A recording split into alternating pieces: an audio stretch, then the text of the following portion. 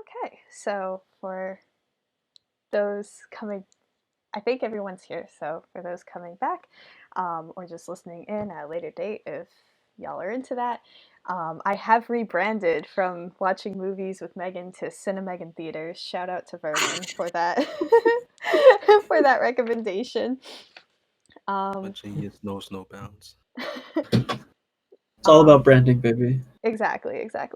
Um, so it's week 3, and I'm genuinely surprised it took me 3 weeks to fully to well, even just to have the idea to show this movie. I think I just came across it on Hulu a few weeks ago, but I love this movie and I'm really glad I was able to show it with you guys.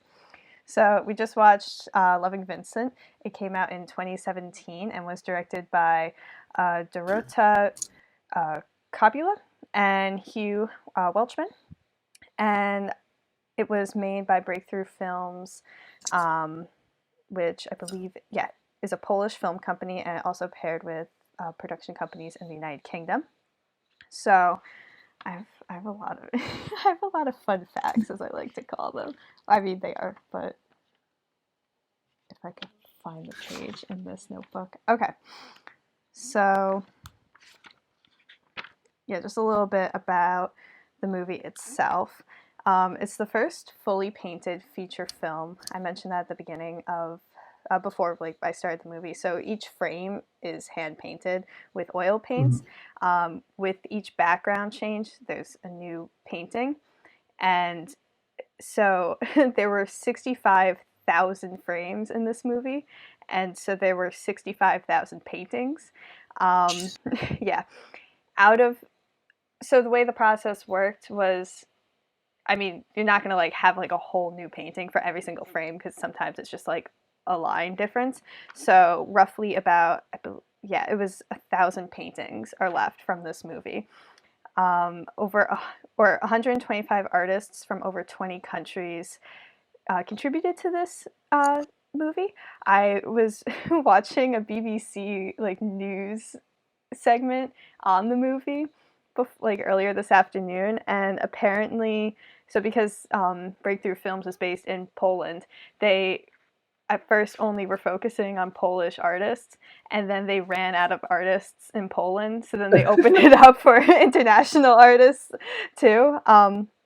And surprisingly, this only took 4 years to finish from start to finish. Um, I'll go over the process because I thought that was kind of cool too. So there are basically 5 steps in how they were able to do this process of making this movie because, again, this is the first time it's ever been done. So the actors are filmed in front of a green screen. You guys probably Saoirse Ronan was one of them. Yeah. The cop, he was also the love interest in Bridesmaids. I forget his name, but he was in that movie. I mean, it's easy to recognize him.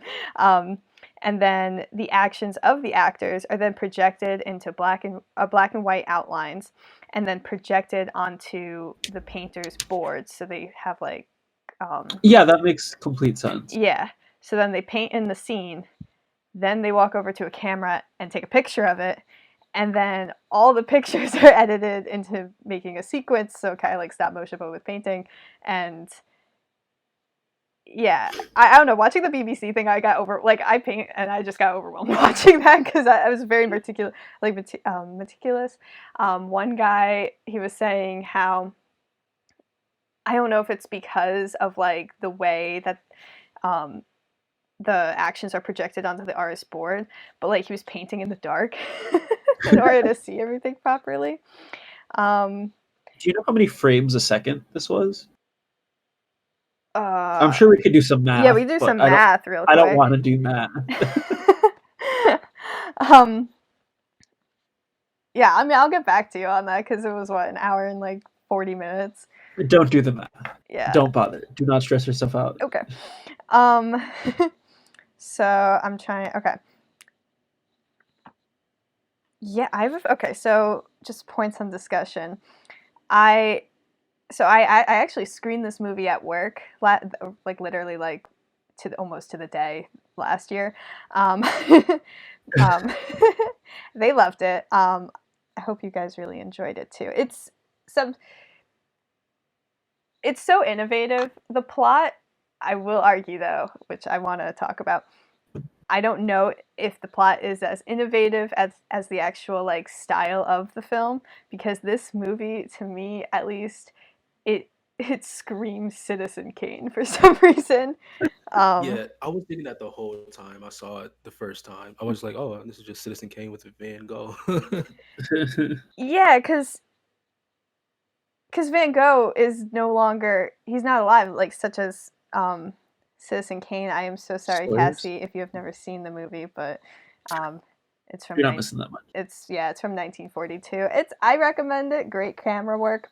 Um, It's pretty good. yeah, It's they get okay. camera through like an iron sign, so like, um, but yeah, so like we never get Vincent Van Gogh's like point of view of his own life. It's just people recalling events, and then sometimes they overlap, sometimes it's proven to be false, like the gunshot wound is, I mean, that's a whole other story. Like a whole other theory that I'm like, he didn't shoot himself. I'll be posting the BuzzFeed Unsolved in this server later. Good. Yeah. And yeah, so you guys thought of Citizen Kane, or do you guys only think of that like when I guess brought it up? I mean, for me, since I just despise Citizen Kane, I don't think about it ever. Mm-hmm. It to me it felt like Dungeons and Dragons, of like, yeah, talk to this person, they might know something, and then it's like, oh, it felt like a quest, and that's obviously what this was. It was a quest movie. Reminds me a lot of something a little bit more modern, a little bit more relevant, like The Mandalorian. This felt so much like The Mandalorian because it is just a quest. It's just, I'm going to talk to this person, get information, and they're going to lead me to someone else. Which, isn't always the most engaging plot, Mm-hmm. per se, especially if you know about Van Gogh at all. If you know about, like, even if you've seen, like, just the BuzzFeed Unsolved, like, you have a rough idea of, like, what happened. Mm-hmm. So there's a little bit less mystery involved. So I feel like at times I almost checked out a little bit. But that's because I was like, okay, I'm getting information that I already know. Yeah. But I feel like if you don't know anything, it functions the same way like a murder mystery would. Mm-hmm. So I thought it was at least good in that aspect. Yeah. I wrote down that as an audience, we kind of are kind of forced into the role of Armand Roulin. Not like Yeah. because he's the main character, but also, but that brings up a good point too, where it's just like, it's like art history 101. Like most people know Vincent Van Gogh at least a little bit. Mm-hmm. So, but then with certain like I, before watching this movie, I didn't know that he might have had a romantic interest with his doctor's daughter. Yeah, I didn't know that. That was a mystery. And so it's like we're being the detectives along with this guy. I really do appreciate the whole like you said, it's like a quest, and now I'm like, is this a hero's journey sort of thing where like Armand is like, I don't want to do that, but then like something clicks and he's like, all right, sorry dad, tell work I gotta cancel, I need to figure this out for myself. So I don't know if it's like as strong of like an archetype as like that hero's journey, but I am I don't realizing know if it's the hero's journey. Okay. It's definitely something. I'm sure Yeah. there's some. I mean, there's a clear like call to action that happens at some point, but I liked it a lot because it wasn't super. It didn't feel forced. It happened very organically. Like it kind of happened as I got more interested in it. Like as I was kind of like, oh yeah, like whatever, this is gonna be this type of film, and then like someone gave this piece of information, and then there was a turning point, but it happened so naturally that at least I didn't, and it feels like the character didn't either realize that they suddenly cared and were invested and wanted to solve it. Yeah, and he has a few. Oh, sorry, go ahead. No, I was just gonna say, I think, like you were just saying, I think the story feels, I don't know, I think it was pretty good. I think there were some points where like they kind of just wanted to force some things, like a lot, like some of the characters were like real people. They were kind of just based off Van Gogh's paintings, like the boat guy. Yeah. Like how it happens, like he's talking. Armand is talking to the woman that he and Van Gogh the bar place that they stayed at, and she's like talking, and then out of nowhere, like kind of out of nowhere, she's like, "Go talk to the boat guy." And like for like it really wasn't connected to what she was saying. She kind of just like came out of left field. It was like, "Go talk to the boat guy." The next thing was kind of like the painting that he did, and I mean it looked good. It was just like some things just kind of felt forced. I kind of liked the book guy. I think he was like my Yeah, no, favorite character. I liked it. It was just like out of nowhere for her to like just say, "Go do that." Yeah. Yeah. Yeah, even in the chat, I was like, I'm thinking of just stuff that I don't know if it probably was just part of the culture at that like back then. But it seems out of the ordinary now to just be like, "Oh, you're thirsty? Here's some red wine." Well, that's because we're living in COVID, and we would never, ever in a million years just have a pitcher lying around of wine. Well, I Speak think for that's yourself. like since like 1930 or something like, but Yeah. this is the 1890s. Um, yeah. So, did you guys find it? Out of just curiosity, because when I first watched this movie back for the first time in 2019, um, almost 2 years ago, I kept like going in and out of, at least in the beginning, of like, yeah, I can see the pictures properly, to like, to like I could like it just like everything seemed to like mesh. Like I don't know if it's just like my eyes, like I have to go to the eye doctor, Are you but colorblind? no, I'm not colorblind. It was just like the movement of like the paintbrushes, seeing them Oh, move. okay. It, not that it hurt my eyes, but the scene that like got me like I don't know like flip the switch in my head for me to like really really like the painting, is when Armand is running towards the train like through the wheat fields Oh and then yeah. hops on. It's like 15 minutes into the movie. That was the scene that, even in the trailer, I just love watching that because they painted camera movement. um, yeah, was there any scene like that you guys like? It really stood out to you that way? Ren, do you want to Uh, go first? I think you said this before the movie. It does take a little bit to get used to like the movement because it's so different from anything you've seen before. But yeah, I think after like 5-10 minutes, it was just like, "All right, this is what I'm used to it now." I really like the sequence where he fights the guys. Yeah. Mm-hmm. Because that was really good. I I was just didn't really remember impressed. that. Yeah, yeah. I was like, "Oh wow, this is like really. This looks really really good for like it to be painted out." I think for me, maybe it's just because of like I come from like anime and cartoons and like my whole life that like it really didn't take me super long to get adjusted to it. Um and maybe that's just me, maybe that's just my brain, maybe I'm just lucky, I don't know. Um I mean like there was a couple shots here and there that I can't really think of off the top of my head that I was kind of like, "Oh, this looks a little mushy." But to me, what really like the only thing that really stood out was like you said before, they can't just make 9 trillion frames of the same image, especially sometimes when it's just like one part of the body moving. Mm-hmm. But it felt very the only it took me out a couple of times where like someone's head would turn but their body would stay exactly the same.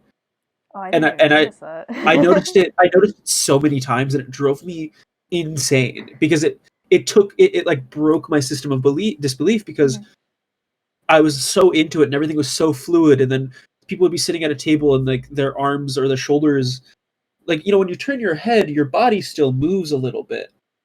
Like you could try your hardest and your chest will adjust. Just something about your body will move.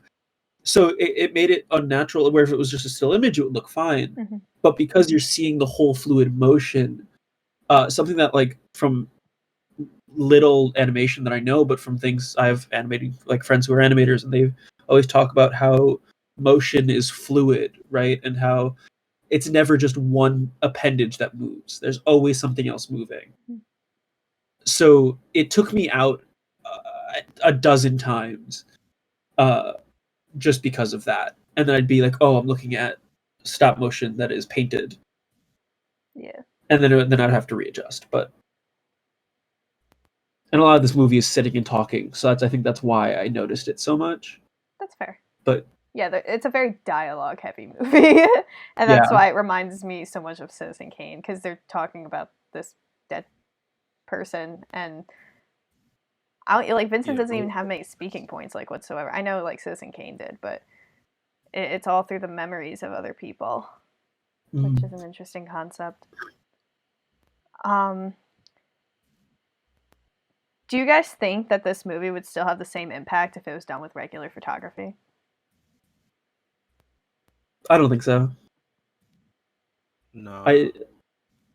Because I think it would defeat the heart of the film, or like the core. Because I think the theme, one of the themes or ideas around the movie is like passion, right?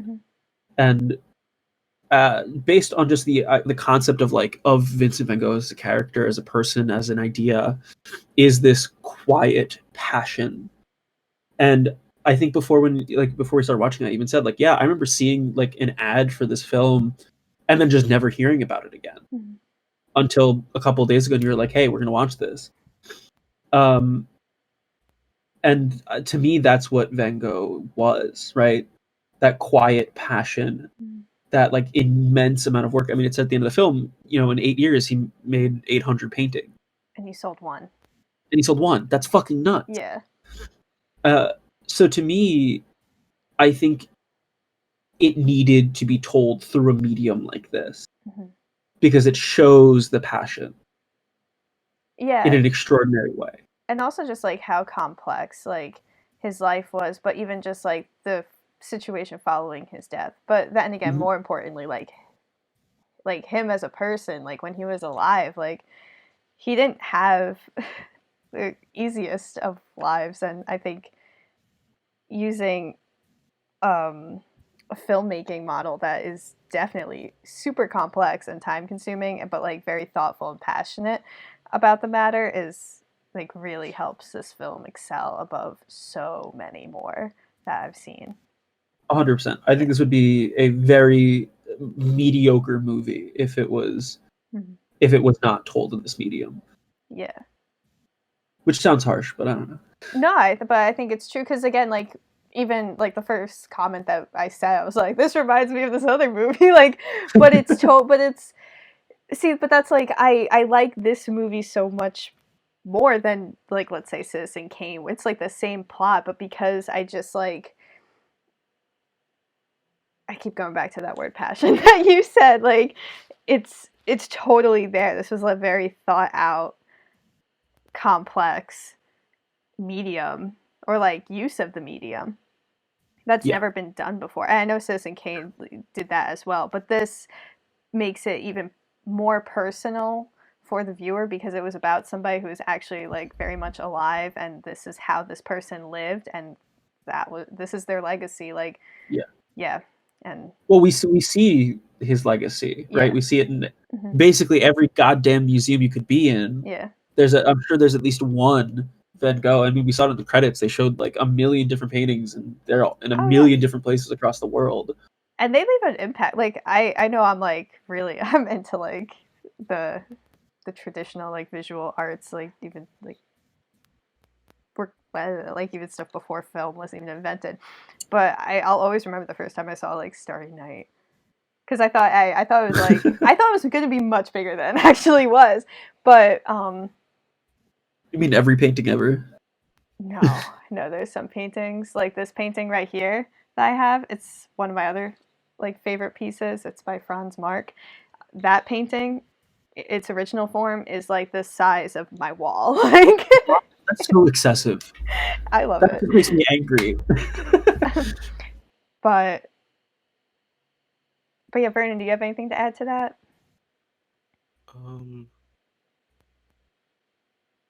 Yeah, I don't think the story would work as well, because I think the best part of the movie is once we get to the idea that he didn't kill himself, and that doesn't come until halfway through the movie. Yeah. And the first half is kind of just about this letter to someone, his brother, who's also dead. So 10 minutes into the movie, you're like, oh, so what are we kind of doing now. I feel like, but with the I don't know if I feel like if the movie was just like actual like an actual film, like I feel like it would just get boring after that because there's like there's nothing there would be anything like visually to keep you interested into the movie. And like to compare it to Citizen Kane again, I think it works better in Citizen Kane because we even if like we know about Vincent Van Gogh, so there's not much mystery about to the story. Like Citizen Kane is like any other movie, you're just sitting down. Well, like most other movies, like you're just sitting down, you don't really know what to expect from the story. But with Loving Vincent or Citizen Vincent, you you kind of know, okay, he killed himself. Like it starts off saying that he killed himself, so it was kind of just like, all right, where are we going with this letter that we don't even know what's in the letter? Yeah. Um, I also like even yeah. Do you guys think that using famous actors benefited, like, helped the movie out, or do you think that they maybe should have picked people who we weren't able to so easily recognize? I think for like a half second, Mhm. it took me out.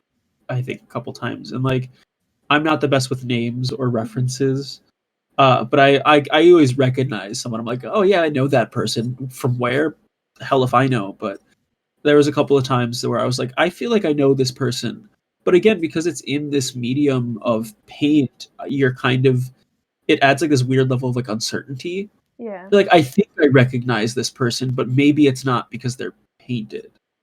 Yeah, again, if this was just like regular photography, like live action, Wouldn't work. it would not work whatsoever. Even like, yeah, I guess the actors kind of like, I mean, yeah, most of them looked very or could look very similar to Yeah. the portraits that were done. Um, but I also agree that it does take us out for a second and like kind of makes it like impersonal towards Vincent just because of that 1 second that we're out of it.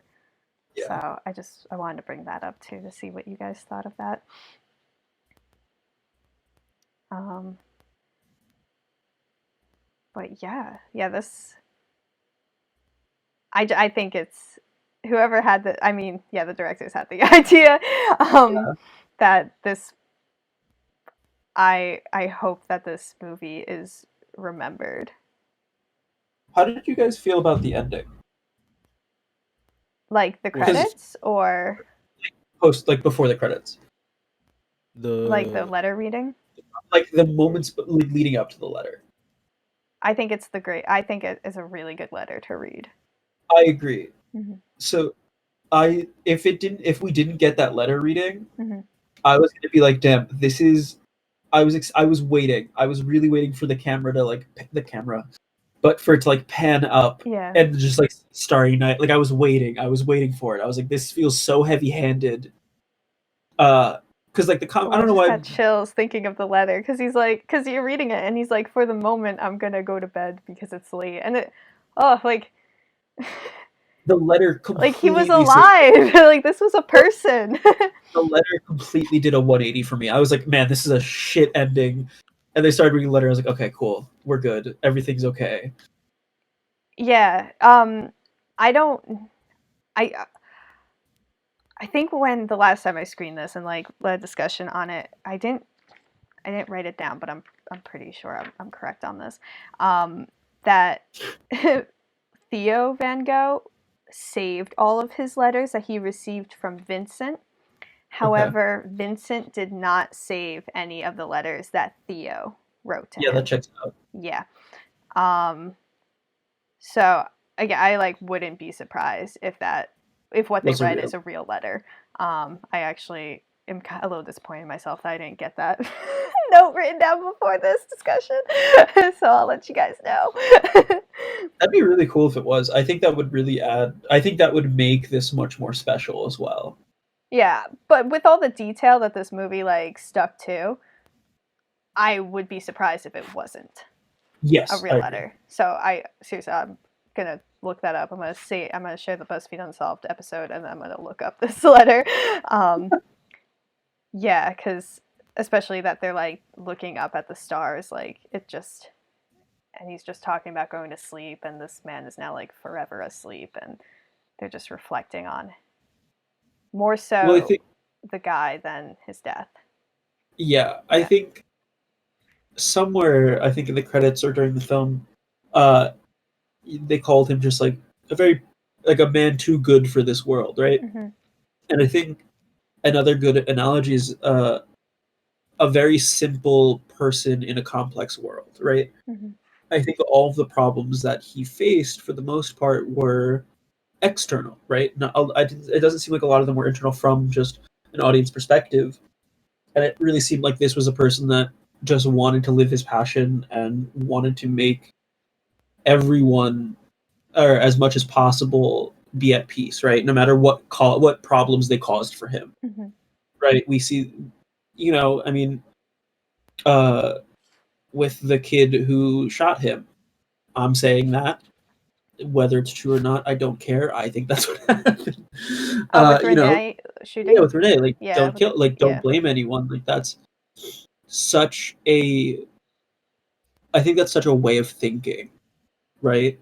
That like even I, who I consider myself a very like mellow and peaceful person, I don't even think I would be able to like consciously do something like that. Be like, what? Like, be like, oh, it's no big deal. Don't worry about it. Yeah, yeah, he just shot me to death, but It's fine. It's fine. don't Don't get him in worry. trouble. I think like he's just misguided. Like I don't think Yeah. I would ever in a million years be able to think like that. Mm-hmm. And I think I'm a pretty peaceful and nice person, so that's like Yeah, I can crazy. vouch that you are. Yeah. Like. So I think like I'm like if I can't wrap my head around that thought process, how fucking nice must this person have been?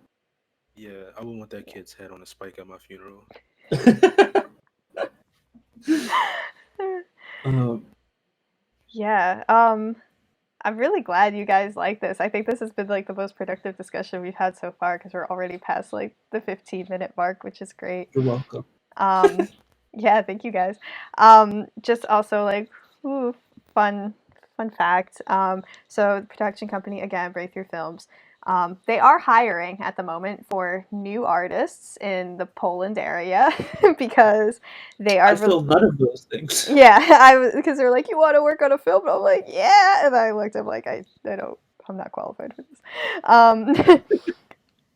So it's because they're planning on releasing another painted film in 2022 called The Peasants, based on the novel of the same name. This movie, I was looking at the novel because there's not much information on the movie yet, because I was going to say it's 2 years out, but I guess it's 1 year out. It does, in the novel The Peasants, they include a lot of themes about Impressionism, Naturalism, Realism, and Symbolism, like just like those different art movements. So I am intrigued on if they're going to combine all or if it's just going to stick to one of them and then like have dialogue again. So I was really happy because this movie was nominated for like the one that first comes to mind is Academy Award for Best Animated Film, and it lost. What did it lose to? I believe a Disney movie. So, That's what? that's crazy. Yeah. Because again, this is just like, oh my gosh, they painted 65,000 paintings. Like, if you're googling it, this movie came out in 2017. But yeah, so For what award was it? Do you know? the Academy Award for Best Animated Feature. Sorry, my typing is loud.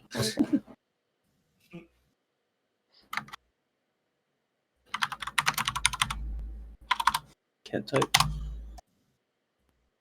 Okay, hold on a second. What did it lose to?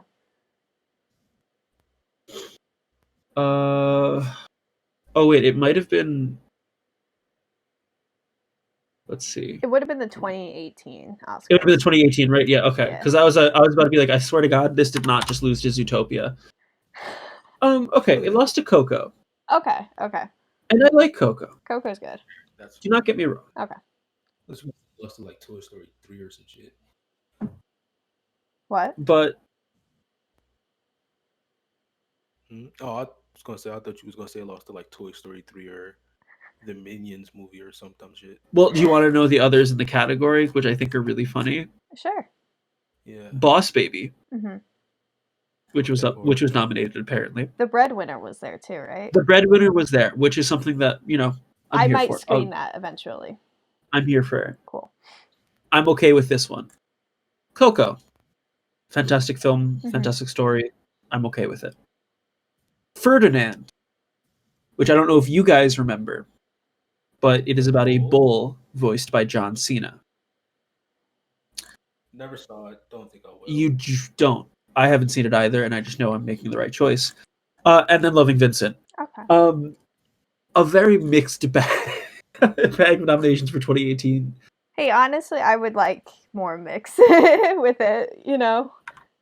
Yeah. Can't all be Disney and Pixar. They do have good stuff, but especially with claymation or just different forms of painting, animation, or just different representations. I'm here for it. I would like some variety in the awards, because there's so much. Like, I don't know. Every day I'm like, or every time I just like think or like watch a movie and like try to get a movie that is like different or I haven't seen, even just movies I haven't seen before, and I try to like think like, how is this movie different from others? It's just, I'm blown away by this medium, and I guess that's good that I devoted 4 years of my life to get a degree towards it, and hopefully will apply it for most of my life.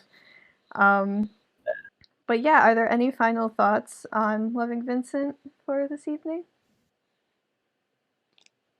I still think Renee killed him. Cool. But yeah, all right. We will reconvene next week. And yeah, thank you for coming to CineMeghan Theaters.